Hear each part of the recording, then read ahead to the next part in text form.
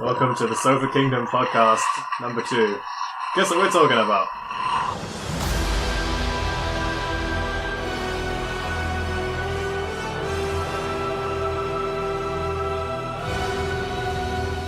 So yeah, we're here today talking about the Last Jedi trailer and the Last Jedi movie, hopefully. Which you can hope would come from a trailer. No, I thought they released. I thought they released the trailer. That was it. That was the movie. That was the movie. That was the movie. Just like actually, 2.5 minutes long. I now have all the fear that they should just leave it at the trailer because the trailer was so good that they don't really need the film. Just leave it, just in case you mess it up. Just Disney come out with their excuses. Oh, funding cuts. Yeah. Got to make it 2.5 minutes now. Funding the Rogue One sequel. The people behind the people who stole the Death Star plans. Although I would gladly watch a whole movie about Galen Erso. Oh yeah. Just well, to see Mads Mads on screen. Mads again. For the whole time. Beauty. Waifu. Yes. He is my waifu flofu.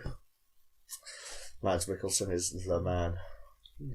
But no, speaking of trailers and everything, in terms of an actual composition of a trailer, I think it's done a very good job. It's amazing. I think we were talking in the Logan podcast about how a lot of trailers now have the tendency to just, here's a 5-minute rundown of the plot. You actually don't need to go and see our movie. And here's all the best special effects shots from the movie as well. Yeah. Especially if it's a J.J. Abrams or Michael Bay film, in which case it's just scream, flare, explosions. Explosion. Yeah. explosions. Hot woman that is dubious Not hot acting. Yeah, pretty much. But It's like a formula, isn't it? yeah, but definitely the composition for Last Jedi trailer was immense. Absolutely immense. The music, the music. just the cinematography of the trailer was just amazing. Yeah. Well, I mean, I think we were talking about it because we were saying it's one of those moments of where when you watch it. I mean, I got it when I watched the Force Awakens trailer as well. It's so epic that you almost want to cry. Yeah, it's so good. I think with the Force Awakens trailer, like what hit people so much is that we hadn't seen anything of Star Wars in like at least 8 to 10 years, and the fact that like this was the new era of Star Wars, it just sent chills up your spine. This did the same for me, to be fair. Massively. Like, just sit there watching it for the first time, watching it live on Star Wars Celebration as well. I didn't see it on YouTube. I saw it when they were live streaming it on the Star Wars Celebration, and also you had the people in the background from the audience like going mad as well. I think that just adds more to it, to be fair. Oh yeah, great. It was just a damn good trailer in general. Like just even the way the director announced there was going to be a trailer, he just stood and said, "Of course, there's a trailer." And people just started like having a nerdgasm. I actually didn't see that. Was it like a 40th year celebration thing or something? Oh, yeah, it's 40th celebration of show. Star Wars. Yeah. Hosted in Orlando as well, which is pretty cool because that's where Star Wars Land is. Yeah. Obviously not opened yet. Not yet. They're releasing all the plans for it now, but last year it was in London, but okay. But yeah, they do Star Wars Celebration every year, don't they? But this year was like the hallmark year, right? Yeah, it was 40th anniversary of Star Wars. Watch out for some Star Wars gameplay at some point. There will be some, I'm sure. Much. Hopefully. Star Wars Battlefront 1 and 2, the originals. Absolutely. And the new one, probably, Battlefront 2. Sure, one of us will pick it up just for the sake of videos. Yeah, I will. Then pay the extra £40 for the DLC. I'll wait and get it pre-owned. I don't believe in supporting EA, unless it's Mass Effect. And even then... No. I don't know. No. Finish the game. Anyway, Last Jedi, huh? Anyway, back to Last Jedi. Last Jedi, Great trailer, huh? I mean, talking about Mass Effect, I did come prepared. God, stripping on the camera. Branching out, this is a new genre. I can now put something else in the tags. You won't believe what happens next. Watch all the way through, guys. There's surprises all the way through, not just at the end. You can't just skip to the end, you have to watch all the way through. Because there's many... Why? That doesn't make a difference to us. It's some views of you. Yeah. If anything, you can click off right now. We're done. Video over. Go home. But no, back to the trailer. The Last Jedi trailer. Easter eggs, man. Just all of it was insane. The Easter eggs that were in it, if anyone didn't catch them. Yeah, because you guys had a bit more analysis on that than I did. Because I think spent several hours studying the trailer. I feel really bad, but I generally just sat there watching it over and over again and just gradually looking on the forums for Star Wars and just looking at all the Easter eggs going, how did I miss that? What kind of things did you find that you thought you couldn't believe you'd missed? All the background whispering is awesome. The background whispering, because obviously the first one was easy to pick up on, which was Help me, Obi-Wan Kenobi. Obi-Wan Kenobi, but there's like one from Yoda as well, saying about like the pull of the dark side. There's one from I don't remember his name now. There's another one which there's another one where obviously it's talking about tainted by the dark side. It's by Ben, isn't it? Yeah. And then it flicks, and then obviously the last one's about Yoda just saying there's like a balance needs to be made in the Force and stuff. Which is really cool. Obviously there's sort of like hidden Easter eggs which people don't really know but sort of guessing, aren't they? Like the Force tree. What was that about? Because I heard you say something about a Force tree. I did some research on that, which was pretty cool. What actually is that? Is that like meant to be a wellspring of power or something like that? I think essentially it's supposed to be like almost like a religious sort of, not a statue, but like a symbol. Sure. Like supposedly outside, I don't know if it's outside of all Jedi temples, but I know certainly outside the Jedi temple in Coruscant there was a massive Force tree, which they never showed in the prequel trilogy at all. But it's basically this like famous tree that when the Emperor and Darth Vader took over, obviously the Jedi temple was like sacked and ruined, and the tree was supposedly ripped down, but they saved 2 branches and hid them away on some sort of imperial planet where like they had their archives. Sure. And in the extended Star Wars universe, Luke Skywalker and I think her name is Shara Bay, who's like a rebel lieutenant. In extended universe, they go on a mission to go and retrieve the branches, which they do. Luke himself keeps 1 branch for himself, and then the second he gives to Shara Bay. So, obviously, where you see the Force tree, Force tree. So you were saying Bay, though, which is fine. Bay. What Bay? But, like, the Force tree in the trailer, it could either be, like, grown from the branch that Luke kept, or maybe that's the original Force tree. You don't know. People aren't obviously sure what the temple, how significant the temple is. Obviously, because you don't see any of it, but there's obviously the theory that it's one that Luke's made, or it's one that it's one of the first Jedi temples. One of the most popular theories is that it's the first Jedi temple. And basically that Force tree could have been the original Force tree, but basically took the seeds to plant outside the other temples. Is like the idea, at least the one on Coruscant and stuff. It could be like the original tree. But obviously we know it interacts with Jedi, doesn't it? More we don't know how it interacts with humans, but we know that I think Jedis can draw from the power. I think guess it's almost supposed to be like a Buddha statue, like where people draw power from it. Not necessarily actual power, but maybe it's like some sort of like religious thing, like a focus, like a focus, or maybe like I say, or maybe it is actual, maybe it literally is physical power that it emanates. Emanates the Force more. But another thing I learned from that research I did on the Force tree is that Shara Bay, who's the woman who took the other branch, married a man called Kez Dameron, and their child was Poe Dameron. That's like canon. That's canon. So in some way, Luke and Poe Dameron are like connected in some somehow. way. And Poe Dameron used to play on the Force tree that she planted with her branch. Yeah, she planted it on Yavin 4 outside the Rebel base. Which, if he was, if he's playing on the Force tree, might explain why he's such a good pilot, because he's touched by the Force. He's just not aware of it. He might not have any Force sense, but he's been touched by the Force. Like Leia. Like Leia, touched by the Force, but is not aware of it. She doesn't show any, latency or power with it. No. But she's like touched and influenced by it, which would be really cool. That's a really, really cool thing. Yeah. That actually brings to light something that I think at first I was a little bit. I understand why Disney did it when they took the entire extended universe and said it's not canon anymore. It's like Legends. Yeah. So, partially, some of it has been accepted into canon as well. Well, yeah, but that's the thing that I think is really smart, is that you don't know which bits are and which bits are going to be new, original pieces of content. So this stuff about like forestry, when I first heard it, I was like, it could be like a completely new, idea for it, or it could be any number of ones from the extended universe. Yeah, exactly. Yeah, obviously we don't know where. Like I said, they obviously haven't covered the. Like, whether it's Luke's or not yet. Like, whether it's Luke's branch that he's planting. So, obviously, if it is, that would pretty much confirm that most of the extended universe would be canon, I guess. Yeah. Or at least some of it, because obviously I imagine that's quite a big story arc, I guess. Yeah. But, like, because they obviously invade an Imperial base to get it and stuff.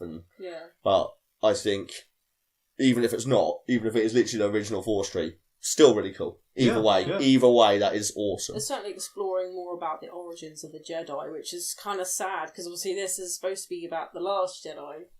But I think it sort of wraps it up quite nicely, brings it full circle. Like, you're seeing the beginnings and the end of the Jedi. Which we don't know if the Jedi will end, but Luke said it, so it must be true. I think it's just a new type of Jedi. I think.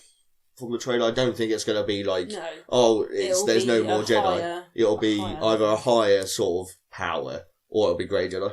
Grey Jedi is the path to true balance, I guess. Maybe the Last Jedi refers to both Luke and Rey, and it's Jedi plural. Yeah, something else I've heard as well. Yeah.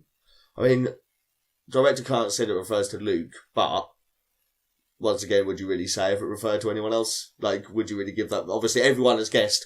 It refers to Luke in some way, like, so he's gone, it refers to Luke in some way, and you're like, we know that, but you don't know how much further it goes, do you? We've heard that kind of stuff from studios before. Exactly, and it's been half-truths, isn't it? Like, well, not even half-truths, it's been like, full-on just misdirection. Which is, I'm totally fine with. I'm like, I would rather them either not say anything or tell me a lie, so that when I see it, I'm actually surprised by it. Yeah. But the way the trailer's filmed, the cinematography in it's awesome. I think the cinematography lended itself incredibly well to that trailer. Like, even bits in it that I was just a bit like when the the B-wings? Yeah. Come down? Yeah. And touch the dust and just the red. Like all the vivid colours that are in that trailer are red, which is really cool. Like they're like obviously dark side colours, like all the time. Like and the only shot you get of the light side, which is blue, is Rey swinging her lightsaber around. That's it. Like and that's a far off shot. Like that you don't really see a lot of. The rock she's standing in front of, by the way, everyone thinks is going to be a statue of Yoda. Yeah, when they like pan out and you can see her like training with her lightsaber, you see like a small rock formation next to her, and people have zoomed in and like cleaned up the image, and they think it's like a little statue, statue of Yoda. So. Or maybe it's Yoda. Is this gonna be like an aliens on the moon kind of deal? Yeah, drawn around the shape of a rock. An alien on Mars. But I would be. I mean that's the beauty of it. Really, it could be that. It could be.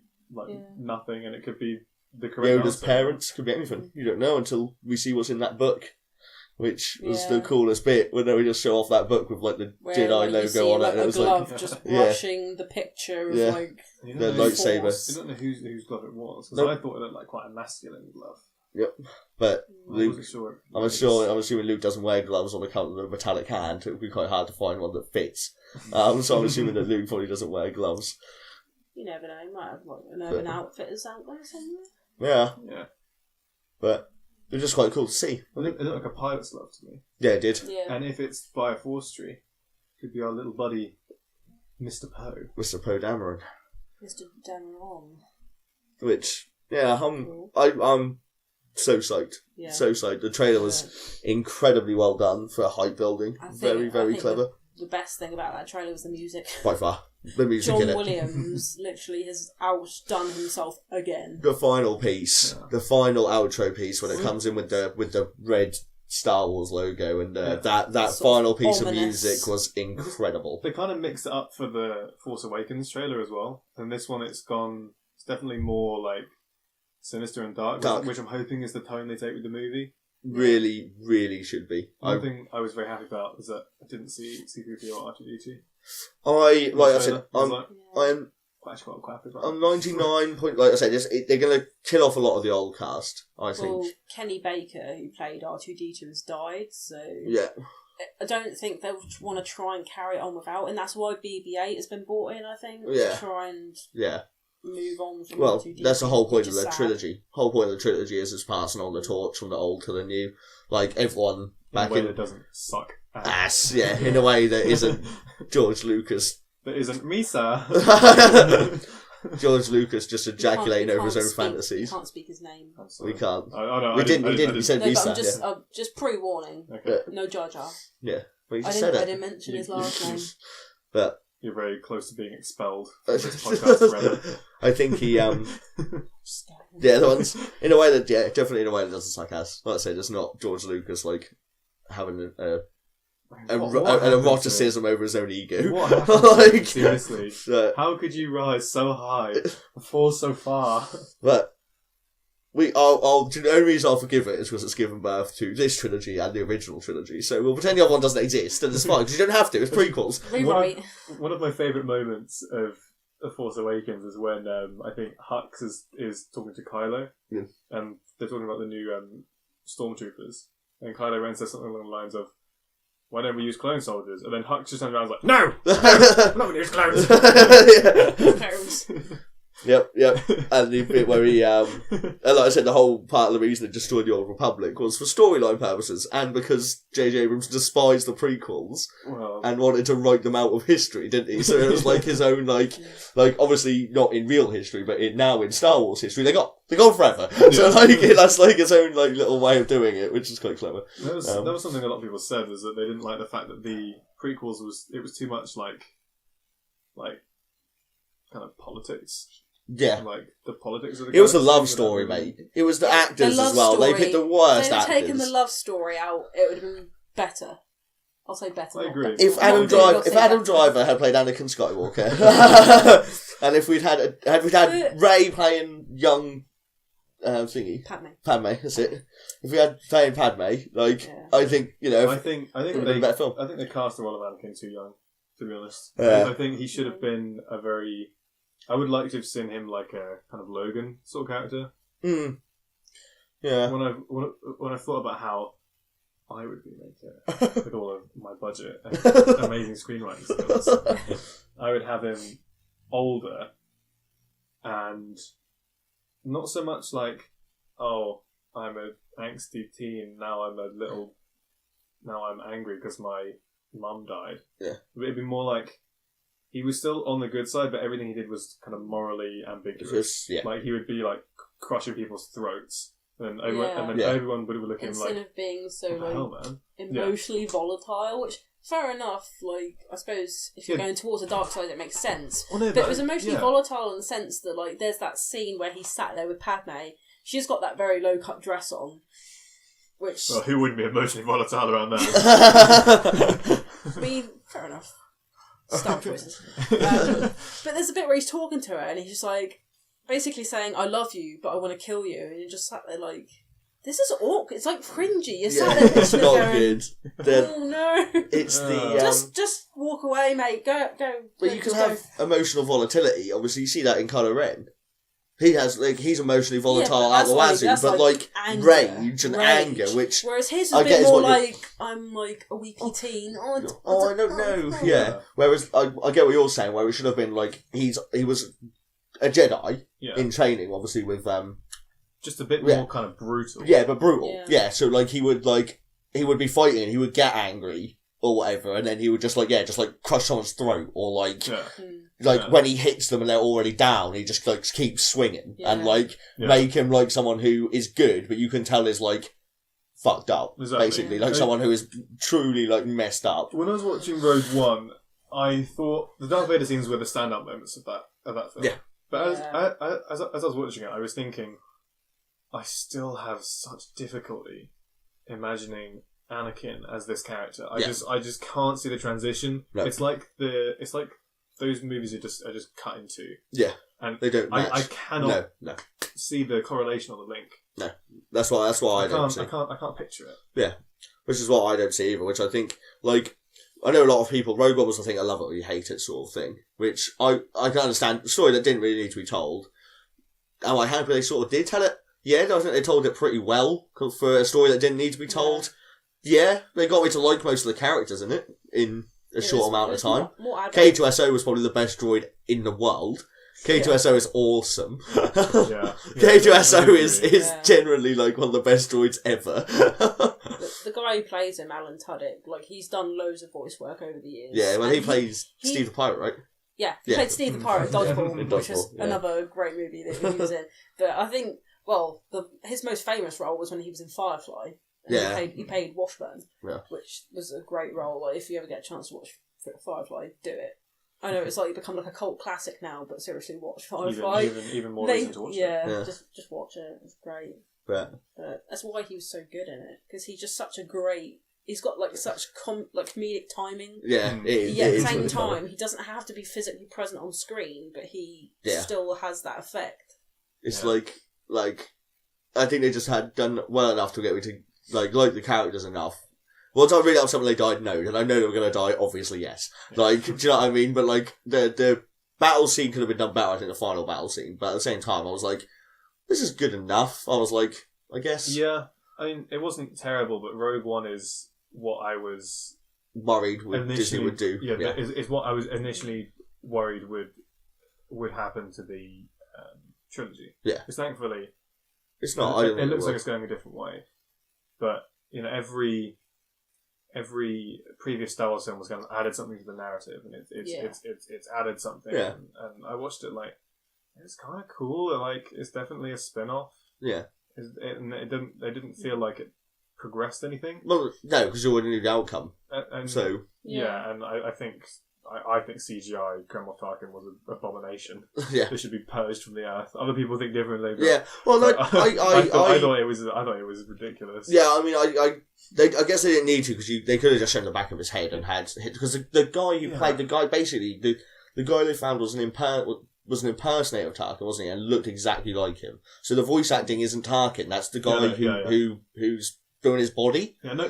Which don't get me wrong. It looks good. Yeah, no, but I just think it's just way too much. Yeah, I think he could have, like I said, if they could have just had him facing away from the camera all the time, speaking, and you would have still known who it was. You still would have got that. But as a feat of CGI, I liked it as a throwback. Yeah, it made you feel the way you felt when you watched the first films again. Yeah, like bringing those characters back and I don't know, kind of like reminiscing about what their characters are actually like. Because obviously, there's only so much you can feel when you're watching a film when you see the back of someone's head. Well, I guess it's the nostalgia thing. I obviously I'm glad they didn't overdo it too much to the point where they were CGIing every single character from that era.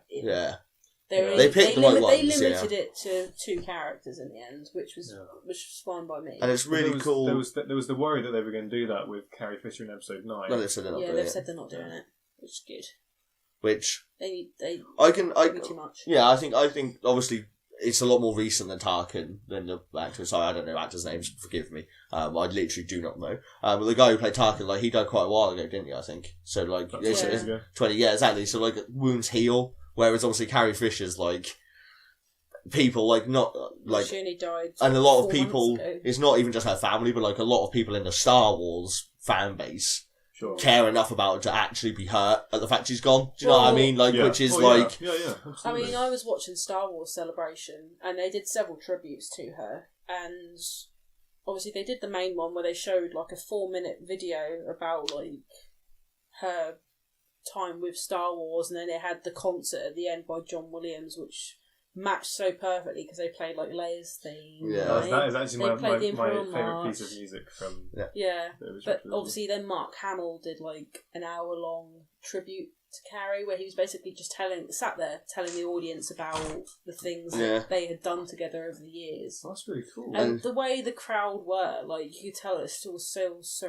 raw. Yeah. The people were crying. Yeah, Mark Hamill were coming out of that auditorium just in tears. And Mark Hamill nearly cried, didn't he? He read an excerpt from his diary which he wrote on the day she died. Yeah. Like, do you know what I mean? Like, so, like, and obviously I think that'd be quite hard, especially for someone like Mark Hamill, who's obviously worked with her from day one of Star Wars, to then talk to effectively just a green screened face, knowing it'll be her. Do you know what I mean? Like, I think that creates something that... They've made a good choice based on just being tasteful. Yeah, and like I said, I just for the actor's sake, like, can you imagine Mark Hamill talking to a Carrie Fisher lookalike with the green dots on her face? Like, knowing that's what it'll become. Do you know what I mean? Like, just as friends. Like, they're not actors, are they? They're friends. So, like... But they've got to pass over the torch. They may as well just... As harsh as it sounds, use the opportunity, I guess. Like, that may sound harsh, but it's like... There was rumours anyway that even if she had been in episode 9, that she wouldn't have been in it for very long. That's why they were thinking about taking the scenes they're not using in the next episode and then cutting it into the next film. But I think they've just decided now that they're just going to leave her out. Leave her out of it. Yeah. I was going to say, on the case of Kreml Tarkin and stuff, I would have just recast it as someone like Ray Fiennes or like a younger Tarkin. Charles Dance. Yeah. They should have cast Charles Dance. Yeah. Yeah. Could have recast it. This is a sore subject for me, so I'm going to stay out of it. Yeah. Well, like I say, it's all opinion. Like I as even just from my point of view, like whether I agree with it in a wholehearted sense or not, from a CGI point of view, it was actually damn impressive. To be fair, like the only reason you could tell it was CGI'd if he wasn't with normal people, if he was in a scene by himself, you would have been like, is it CGI? Like you wouldn't be able to quite tell if you didn't know he was dead. If you didn't know he was dead, yeah. So like, if you were just like, is that CGI? Like if he was by himself, the only reason you can tell is because he's with other people, like real people. Whereas if he wasn't, you would have been like, damn, like. That's why I was quite impressed, like, generally. Like, in some of the scenes, it looks really real. Like, when I first saw it, I double took. I was like, what the fuck? Like, and I was like, the only reason you can tell it's CGI is because his eyes are too shiny. That's always how you can tell, because eyes and CGI are always too shiny. Always. Like, for some strange reason. It's just literally, I was like, yeah, his eyes are shiny. I'm hoping they don't do any of that in this next episode that comes They're not, it's not anything like that, is it? They said? No, but... Like, there still might be things that are not disclosed. Obviously, Snoke's completely CGI. Yeah, so Snoke might be CGI. That's one thing you need to find out. You need to find out who Snoke is. Yeah. It's like an episode. It's going to be like an episode of Jeremy Kyle. Yeah. He just comes out and has biggest series is Plagueis, isn't it? I think. Yeah. Yeah. A lot of people think it's either Plagueis. They think it might be the Emperor, which possibly because obviously he got thrown down a pit and. People who get thrown out pits don't die. Had some burns, I mean, Darth Maul didn't die, had spider legs. Surely it would be easier for him to reclaim the Empire if he just went, yo, guys, I didn't die, I'm still the Emperor. Yeah. But maybe he's weakened. Oh, maybe. But then by the fact that his apprentice... Him as a symbol would still be... But that's like one thing. Yeah, I read the forums quite a lot.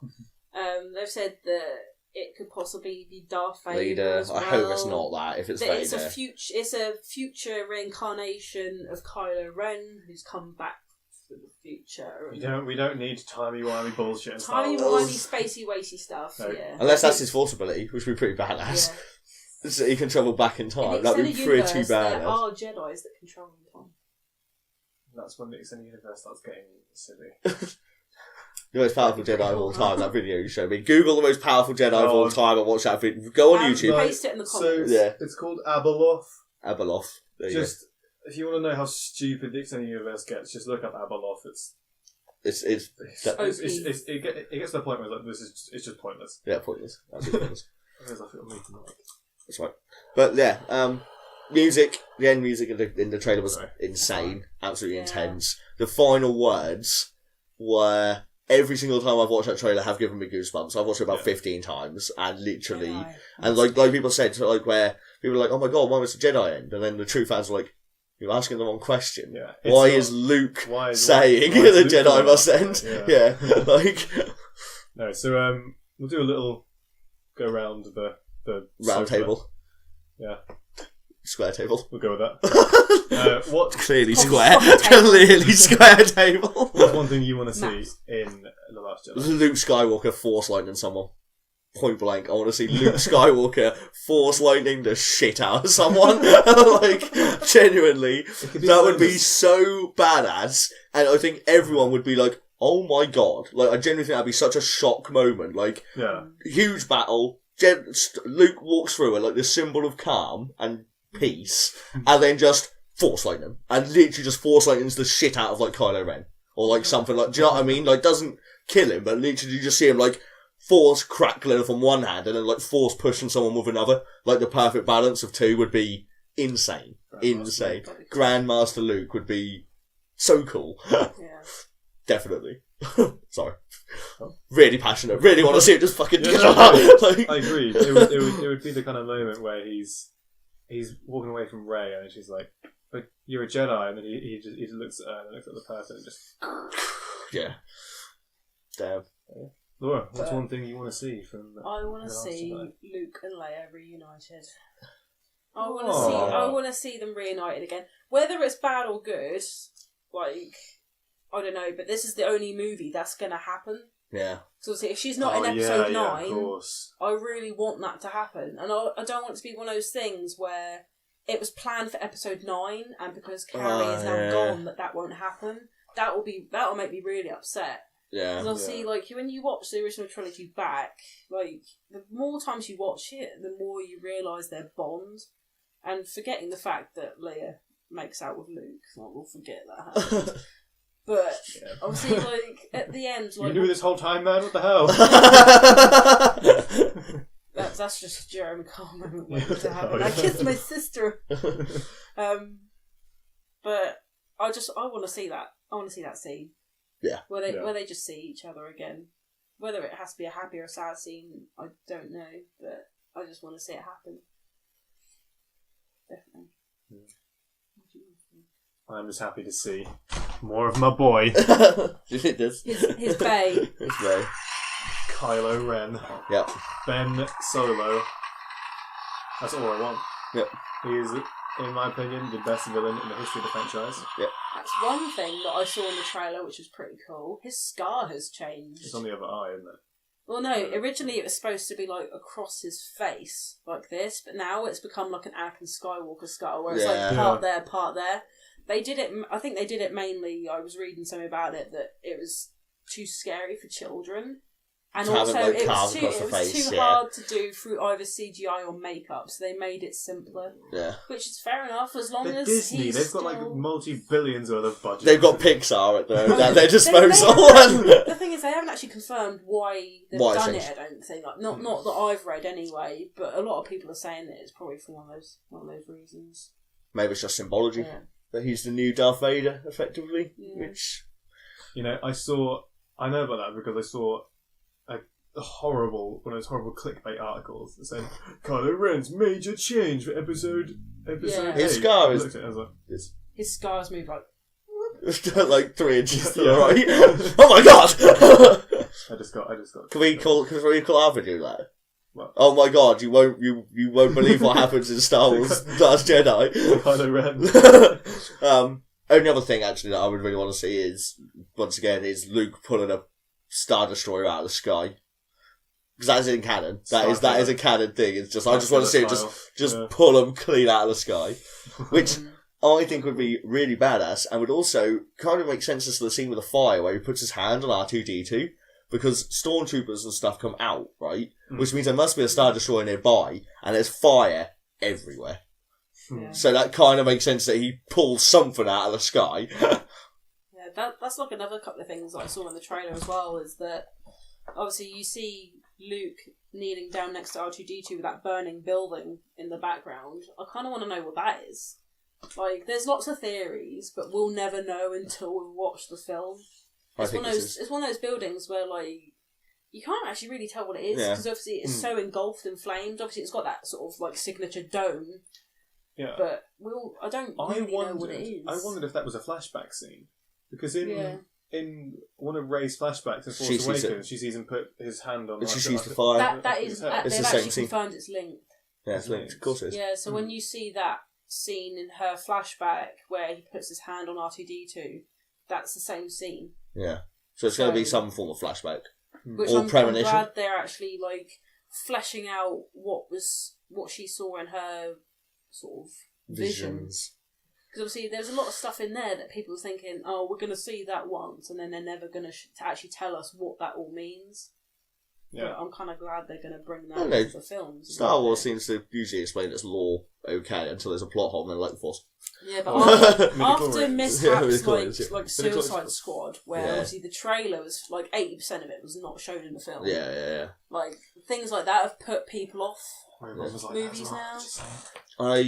Everyone was like that. I watched it. Yeah, I watched it. Being like, scene by scene. And I was watching the movie, and I was like, "Oh, Jin is walking along this ledge. The TIE fighter's going to come up, isn't it? TIE fighter's going to come up." Oh yeah, that scene. Yeah, it didn't. Yeah, it's never happened. No, I've never forgiven you for that. I will never forgive you. Insert sadness here. That's the only reason I didn't like Rogue One. That's the one that only didn't get that scene. God damn one you! Single salty tear. Yeah, exactly. But I think, the premonition bit's going to be cool. Like I said, it's either going to be a flashback or a premonition.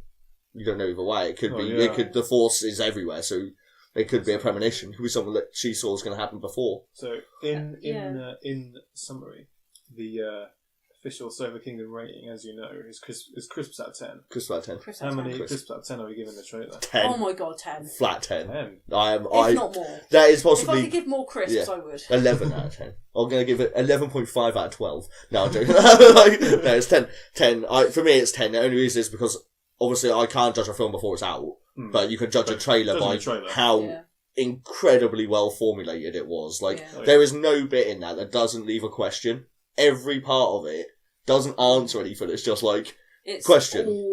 Very ambiguous. Yeah, just enough to be. So ambiguous. Yeah. Oh, here's a really old book with some random hand touching it. It's in a forest tree, and then it's like, oh, and what's this? Or is it? Yeah. Oh, what are these? What's B2? Why is Finn in a case? Why does Poe Dameron's black thing get blown up? Like, all it does is show you questions. It doesn't answer anything. It just shows you black X-wing. Sorry. Like, I'm glad we cleared that up. Yeah, his Poe Dameron. You said black gets blown up. Black X-wing. It gets obviously it gets destroyed. So that all of it just leaves questions, which is what a trailer should do. It shouldn't answer anything. I shouldn't be able to answer anything. I should just be able to go, what does any of this mean? So that is a SofaKingdom straight 30 because I'd also give it 10. That's trailer. 10 is obviously the perfect trailer. Yeah. Just perfect trailer. Damn actually, I'll give it 9. I think that can improve it is more of my boy. I got one shot of him. Trailer. There'll be a second trailer. There's a second trailer. Come on, it's the hype trailer. If the second trailer has more of your boy. Well, you'll come back and change this trailer's rating. Yeah. Okay. You'll remember that for when we do the second trailer. We'll add on a little bit at the end of this video, and basically tell because that makes sense, for objectively judging a trailer by another trailer including something else. Yeah. Sure. That makes sense. But no, any trailer that manages to get you hyped without telling you anything, it's just such a good trailer. Well, it gets you even. You don't know anything of what's going to happen, and yet you're still sat there going, "I can't." The best thing about the trailer is all I had to have was literally could have had a black screen, the whispering going on, and then just had Luke go, "It's time for the Jedi to end."